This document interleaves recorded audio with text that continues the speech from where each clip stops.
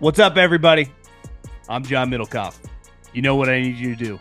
Subscribe to our YouTube channel. We got content for days reacting to every NFL game all the time, every single day. Subscribe, like the videos. Let's go. What is going on, everybody? How are we doing? Live? Well, I'm not live because this is a podcast. Recording in beautiful, little overcast Los Angeles. Little hotel here. Fairmont, not bad. Not going to lie. Pretty nice. I'm down in Los Angeles for those of you that I didn't say anything last week. I got sick by the end of the week, so I didn't kind of kept the podcast short.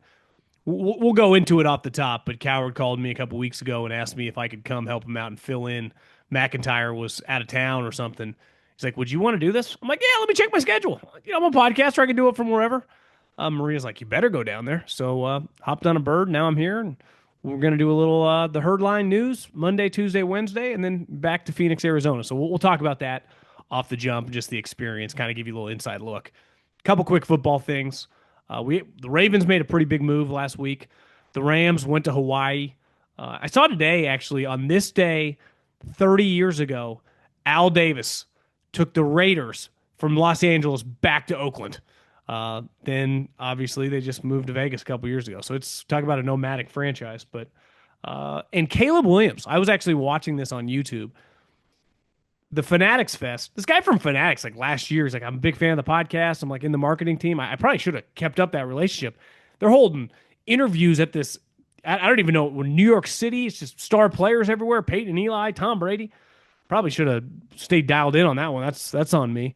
And Peyton Eli basically hosted this podcast with Bryce Young and Caleb Williams. So we'll kind of hit a couple things there really quick. But before we talk a little Cowherd, before we talk a little football, I got to tell you about my friends, my partners, and the official ticketing app of this podcast, Game Time. Best in the business. It's the summer. I got the Dodgers here down the street. My Giants are actually hot on the trail. But if you want to go to one of these games, you want to go to a baseball game this summer, we got football games this fall. We got any type of event. I saw Kenny Chesney. He just said, 2026, I will be back at the Sphere. The Backstreet Boys said, we are coming to the Sphere. I think they're starting like this week. So if you want to go to an event, if you want to go to a comedy show, if you want to get out of the house, go enjoy yourself. Do something fun. That's what I task every single person listening right now. Do something fun this summer. And I'm trying to throw you a bone. Save you a little money while you're at it. So you guys know the drill. Take the guesswork out of buying tickets with Game Time. Download the Game Time app, create an account, and use the code JOHN for $20 off your first purchase. Terms apply again. Create an account and redeem the code JOHN for $20 off. Download the Game Time app today. Last minute tickets, lowest prices guaranteed.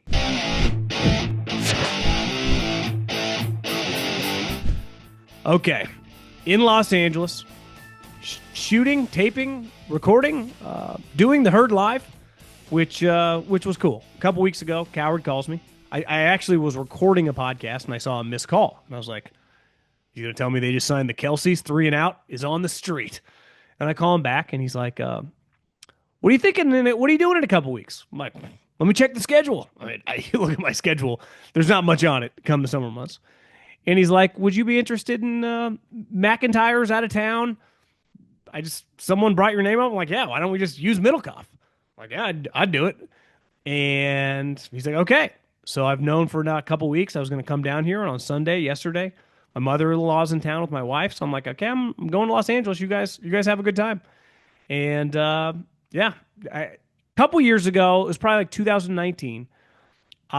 Most of you were not probably listening to the show then. Some of you diehards on the audio side, we didn't even have a video portion. I was doing 3 and out for him then. This was before the volume. And I came down here because I know a lot of guys on his staff. At the time, a guy named John Goulet, for any of you longtime Cowherd listeners, was like his main producer. Now it's Ryan and Tui and some other guys that I've also known for a while. And I said, hey, could I just come down and just kind of watch and just see how the sausage is made? And I remember coming down and being blown away. For those of us on the West Coast, the show doesn't start till 9 a.m. They're in the meeting, Colin at the head of the seat, like, Godfather, and then probably 10 plus people surrounding him, that work on the team, and they are just firing through takes, right? I mean, today was a little unique. It was after Game 7 of the NBA Finals. So you have some idea going in, I would imagine they're going to talk some hoops and basketball. But it's just them throwing takes and Colin throwing takes back, and it is It's really impressive. I mean, listen, this is when you're a podcaster. Obviously the volume is now way more than a startup, but you kind of lose one thing I miss kind of in the daily grind, and it's why as my family expands, uh, hopefully that get an office and get a place where you can be around other people because the energy and the ability to be creative in those scenarios is pretty eye opening. And obviously, when you have Fox, the support here, I mean, they're like, "Hey, Middlekauff, you're sitting at the front of the bird. Hey, Middlekauff, you're in this sweet hotel." I'm like, "In. I'm going to bring Chipotle to my room." But you get there. I mean, I walk in. I was technically late. I had to wait for the car to pick me up, and then I'm sitting there 6:15. They're already rattling off takes. Again, 3 hours until the show starts. So it's a really really impressive operation. Ton of good people, and Colin's just a unique talent. He just gets there and he starts slinging them. It's also kind of I would say less stressful for me, given that me and him do a podcast. I don't know, 30 weeks a year for years on end now. So it felt pretty comfortable, even though it's not a podcast, a little more corporate. They're like, you gotta button that top button. We don't need that, that taco meat flying out. But we've had some trailblazers, Jay Glazer and some Craig Carton now. So bald people are a little more welcomed in Hollywood. It's also cool that where the Fox studios are, and I think this is also where they shoot like the Fox pregame show, or Terry, Jimmy. I think Jimmy actually just retired, but Howie and Gronk and all those guys is kind of in that. It's also on like the Fox production lot, so I'm pretty sure they're right, literally right next to it are where movies are shot. I mean, I'm pretty sure there's a street that's basically just New York City. There's a street that looks like Chicago, and there are just I didn't see any actual movies or television shows being shot, but it's pretty clear like this is a Hollywood lot where and listen, as you get older, there aren't as many things that kind of I think are kind of cool that are like I'm gonna turn this corner and look down there, right? It's like I walked in to fill my water after the show and there's Paul Pierce. Like, that's kind of cool, Paul Pierce, NBA champ. I was always a big fan of the teams he was on with Doc and KG. But then I remember walking out to go get lunch after the show. I'm like, this is where fucking movies and television shows are made. And it's kind of surreal. It really is. And these guys is kind of where they work and what they do. And you just kind of I say it all the time. This is why do something you like, because even when you do a cool job, you kind of become numb to it. Like these guys every day, they know they got to come in with takes, they got to have stuff ready. There's an operation, there's an execution. And whether you work, you know, for a plumbing service or on the Fox lot, your job, you better enjoy what you're doing because every day the sun comes up and you got to be ready to roll. I mean, these guys, I give them a lot of respect. They are up and at 'em early every day. I mean, that's the one thing as a podcaster, and I know when I do my best stuff, it's actually usually more toward like I would say lunchtime, afternoon. I mean, when I was doing radio for a while, I did the morning show a couple times. I hated it. I'm just I'm not a morning person. Like I'm not a huge sleep in guy anymore, but it does take my brain a second to wake up. It was, you're a guest, so you walk in, the meeting's going at 6:15 in the morning. It's not like I could canvas the landscape and like where can I grab my coffee. So I wasn't even able to get coffee till 8 o'clock. So I basically was in the shower at 5:15, 5:20 in the morning. Didn't have coffee till 8. I remember just mentally got to tough it out, and it's like, God, this is first world problems. I'm complaining that I haven't had caffeine in my own head, but really cool and just a pretty high level operation. Not shocking that Colin's been at the top of the game for so long, and there are a lot of people that many people on the outside don't know that clearly help make the show go round, and just cool to get invited down and doing it. So it's nice to mix up the routine of the podcast world because it's a little more wild west. Do whatever the fuck I want. This a little more structured. Put on a nice shirt, shave in the morning, so it's be presentable. No swearing. Look up straight. Have your back straight. Okay, not no one told me that, but I was just trying to look presentable, mainly for my mother. But other than that, I had a good time this morning. Pro golfers drive for show and putt for dough. The easiest shot for you to make some dough, betting on this week's tournament at DraftKings Sportsbook. From the opening round to live on Sunday, DraftKings Sportsbook has you covered with live betting and player props. I'll give you something. We got the Rocket Mortgage Classic this weekend, up in Detroit, and Colin Morikawa is currently the betting favorite. But how about Cam Young? You get it plus 2,800. That's bet $100 to win 2,800. And you can also get them 5-1 to top 5, plus 260 to top 10. The other thing that's great about golf, you can bet on guys to top 10 to top 20. Don't even need them to win the tournament. So if you want to get in on the action, I highly recommend it. And here's something for our first timers. New DraftKings customers can bet $5 to win $150 in bonus bets instantly. Download the DraftKings Sportsbook app now. Use the code JOHN. That's code JOHN for new customers to get $150 in bonus bets instantly when you bet just $5. Only on DraftKings. The crown is yours. Okay, couple NFL things. We had we actually talked about this on the show a little bit today. That Jaire Alexander, who played with Lamar Jackson at Louisville, who was most people thought was going to get a restructured contract and stay with the Packers, ended up getting cut, and then they made some comments that he was making too much money, not playing enough, which is totally understandable. Immediately signs with the Ravens. And anytime that a quote unquote bigger name guy signs, or guy, former Pro Bowler, signs with the team, it's like Jaire Alexander signs with the Ravens. Simple reality with the Ravens, their defense has been good now since Lamar Jackson has got there. They have played championship level defense several times in the Lamar Jackson era. The one year, I think, was the second year when he won the MVP and they were the 1 seed, and Derrick Henry went through them, like as Nick Saban would say, shit through a tin horn. Maybe bird shit or rat shit through a tin horn. That was bad. But over the last couple years, Lamar let him down. I mean, 2 years ago in that playoff game, he was atrocious. And last year, he just played one good half of football where they really needed at least 3 quarters.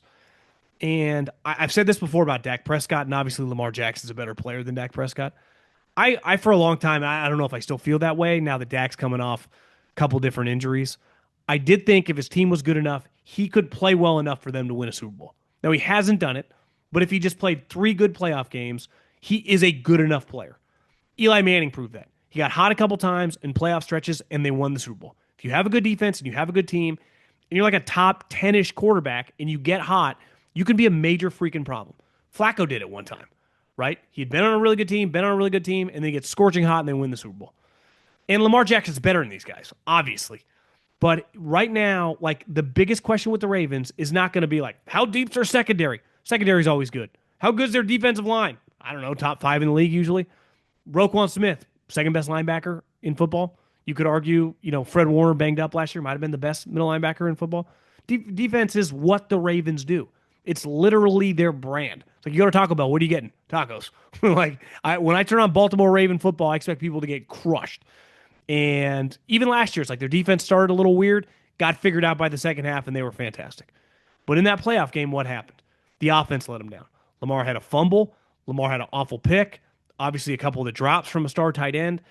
This game and this sport now has pretty consistently come down to, especially in the AFC, the top quarterbacks making big plays in the big spots. Now, if your defense screws you, and it happened to Josh Allen a couple times, nothing you can do. If Lamar Jackson played in a game against the Chiefs where they scored 35 points, it's not going to be on him. Happened to Aaron Rodgers a couple times. But I think these last couple years, they were both 2 games that Lamar Jackson would like back. And listen, he's proven he's good enough. I've seen him play in the regular season. I do think he has it in him. Now, maybe as it goes by, and this happened to Peyton Manning for a while, there was this. I sometimes hate the word narrative because it's just that's just a fact. It's not a creative story. Peyton Manning, early on in his career, I was a huge fan, was not the most dependable player in the playoffs. He was a guy when they would play mainly the Patriots, he was going to be at a disadvantage. And then he figured it out. Why? Because he's a great player. And he was going to have great moments in the playoffs sooner than later. Some guys never do, right? James Harden clearly is just a guy that Bryce come on. It gets a little too bright for him. His style doesn't work. He's just not as good in the playoffs as he's been in the regular season. For most quarterbacks who are great, they have playoff moments. I believe Lamar Jackson will. And the Ravens signing this guy, whether he's good, if he's good, awesome. If you tell me that he plays in 5 games, zero impact. I think he has zero impact on their ability to win a Super Bowl because the only impact in terms of getting over the hump will be, can Lamar Jackson have one of his, I run for 120 yards and throw 3 touchdowns? Because I'll promise you this, if he does, they're probably beating the Bills or the Chiefs in one of those games. I think we talked about this a little bit last week. The NFL has been a lot different than basketball historically. Even Kevin Durant was asked when he got traded at FanFest. He's like, yeah, I had an input. I told him where I wanted to go. And I let it be known, like, I'm interested in going to these places. So if you're interested in trading for me and you want me to stay, you better know that I want to come there. And that's kind of how the NBA works. And that's on the lighter scale. Typically, it was like Anthony Davis, I'm only going to the Lakers. Kevin Durant, I'm only going to the Suns. It's actually surprising when it's like, I'll give you these 3 or 4 teams. Here are my 4 options. And the NFL, over the course of the economic boom, which has been great for owners. We have a family friend who was taking a delayed honeymoon because they had a baby last year, and they were in Italy, and they saw Jerry's yacht, and they Googled it. I think the thing was like 70 or 80 million. So business has been booming for everyone involved in the NFL. The owners, the coaches, the players, everyone's gotten rich. But as these contracts have gone up and up and up, players have gotten a little more juice. I mean, part of the reason NBA players have so much juice is one individual guy impacts so much of the sport. And two, like the top guys all make, I don't know, 250, 300, $400 million contract. These contracts are huge. It's baseball. The top guys, they are getting 500, 600, $700 million. It was like Rafael Devers, like, we don't want to pay anymore. They signed him to a $300 million contract. So anytime that you pay people that much money in business, when you buy a company for $100 million, that's a big purchase. I mean, Google once purchased YouTube for $1 billion. Didn't Shohei Ohtani just sign for 720? Didn't Juan Soto just sign for $700 million? I mean, these are astronomical sums of money. Well, in football now, these quarterbacks, Josh Allen's over a course of 6-7 years. Lamar Jackson, they've already talked about giving him a contract extension. These guys will have accumulated $300, $400, $500 million. So you are very, very invested in them. But it's not even just the quarterbacks now. Terry McLaurin's holding out. He wants $100 million guaranteed. Brandon Ayuk last year held out. He got $75 million guaranteed. These are wide receivers. I like McLaurin more than Ayuk, but these are guys catching 75, 80 balls. This is not Jamar Chase or Justin Jefferson. TJ Watt, Myles Garrett, Max Crosby, these guys are getting $100 million. This is like their 3rd contract. I mean, so these guys now have a lot of power. And it's become more of a player-friendly league. In OTAs, my first year in the NFL was 2010. And in 2011, the lockout happened and everything changed in terms of the rules at training camp and OTAs and double days and all that stuff's gone. Well, early on during the new CBA in the 2012, 13, 14, 15 range, there were teams getting in trouble. Remember Seattle? They got in trouble for being too physical in an OTA practice. Same thing with John Harbaugh. I think John Harbaugh ran some special teams drills where they put on shoulder pads. And what happened? They got turned in and they got dinged, I think, practices. That would never have happened in the 80s, the 90s, when it truly was basically on the pie chart version, players had little to no say. It was, you were well compensated and you were famous, but in terms of like, you weren't telling the team what to do. Now it's like players like, yeah, we don't really show up to minicamps. And if we don't feel like practicing that hard, we don't practice that hard. And there's much more of a balance, I would say, now than ever before. Interested in investing in Bitcoin, but not sure how to get started? With the Gemini credit card, you can dip your toes into Bitcoin without even trying. Just spend like you normally do. Groceries, gas, or even a night out, and instantly earn up to 4% back in Bitcoin or one of over 50 other cryptos straight to your account. With no annual fee, the Gemini credit card is a no-brainer. And right now, you can grab a $200 Bitcoin intro bonus. Go to Gemini.com/card to learn more and start earning today. Terms apply. Again, go to Gemini.com/card and start building your Bitcoin stash today. Terms apply. The Gemini credit card is issued by WebBank, In order to qualify for the intro $200 crypto bonus, your application must be approved by June 30th, 2025, and spend $3,000 in your first 90 days. Terms apply. Some exclusions apply to instant rewards, in which rewards are deposited when the transaction posts. This content is not investment advice, and trading crypto involves risk. For more details on rates, fees, and other Gemini credit card terms, see rates and fees. And when I see this story, that there are several elements to the Rams taking the team to Hawaii. One of them is just simple business. The Rams did a deal with Hawaiian tourism. Hawaii's trying to get the tourism back after the fires. But I also think like Lombardi, Parcells, Holmgrens, Shanahan's, Mike and Kyle, Belichick, these old school coaches, this is not something that they would have done. This is a very modern thing. That's where Sean McVay strikes his balance of having a little collegiate feel to him. And you just see the way that it happened. And I think he learned.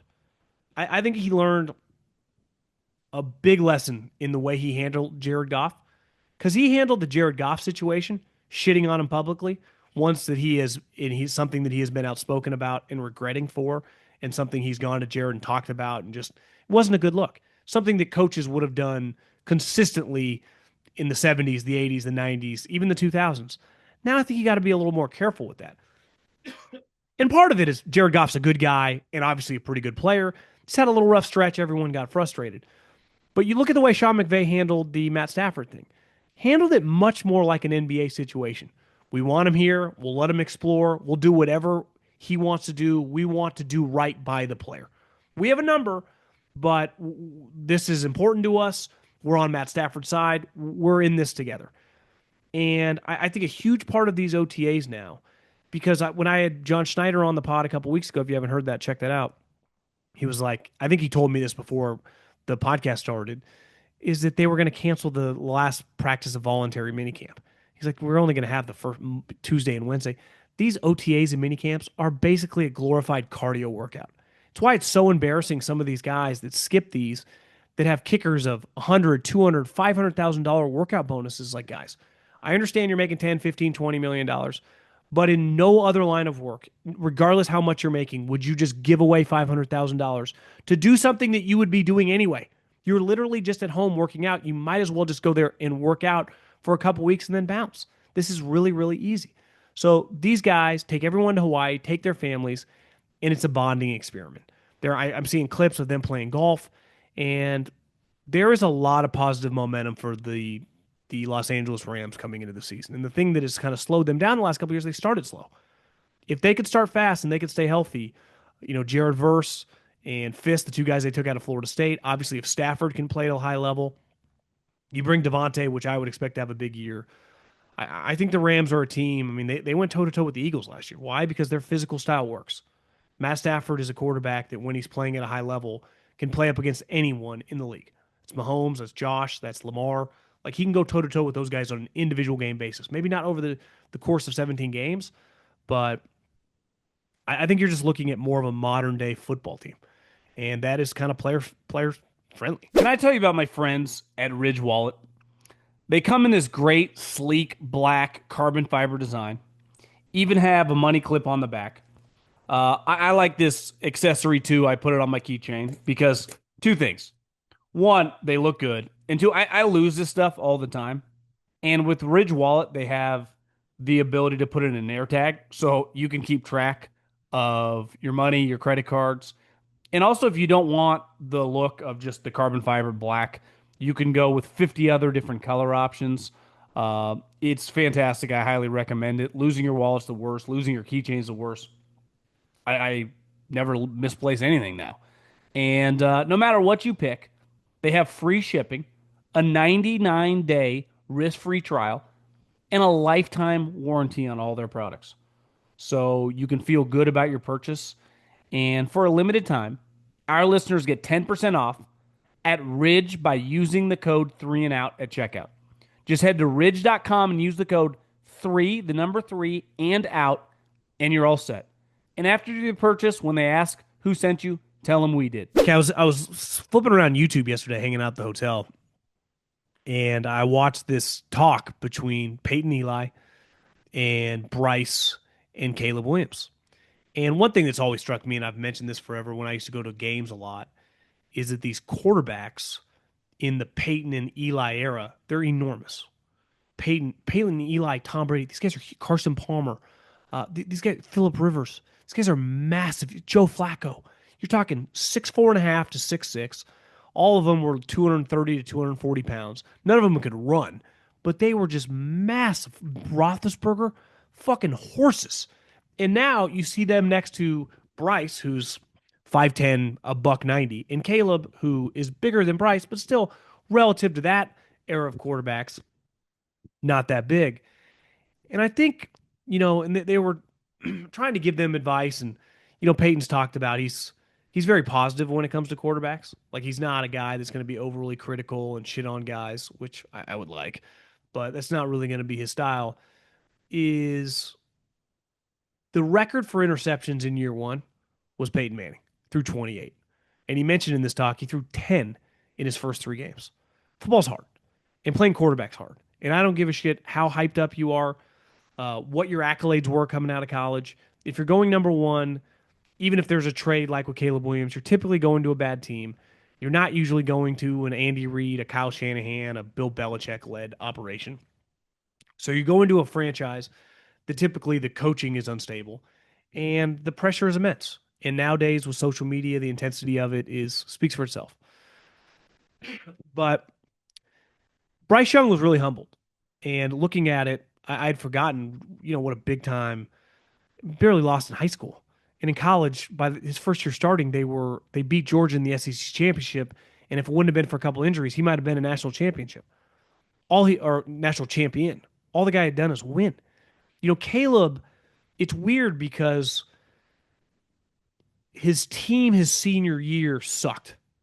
And they haven't been good the last 2 years. But his last year at USC, they were not good. But he didn't get any of the blame. The coach got all the blame. The program got all the blame. The state of USC football got the blame. The recruiting got the blame. It was not put on him. And in fairness, like in some of their games, even though they won, I remember they beat Arizona in an overtime game when he was at USC.